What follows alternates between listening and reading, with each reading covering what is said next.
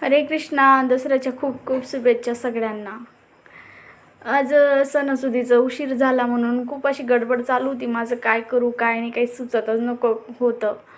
मग घेतलं पटकन स्वयंपाक बनवायला. इकडं रावने पण माळा वगैरे करायला घेतल्या होत्या.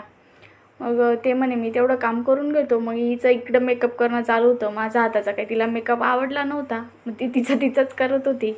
मग त्यांनी माळ वगैरे बनवली. माझाही स्वयंपाक झाला. मग खाली गेलो, गाडीची पूजा वगैरे केली.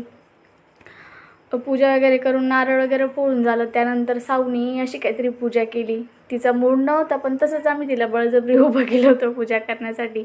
वरती आलो. त्यानंतर देवांना नैवेद्य वगैरे दाखवलं, जेवण वगैरे केलं. मग संध्याकाळी जरा बाहेर जायचं होतं यांच्या आत्या बहिणीकडे. म्हटलं दसऱ्याचा पाया वगैरे पडून येऊ. त्यानंतर पाणीपुरी वगैरे खायला गेलो बाहेर.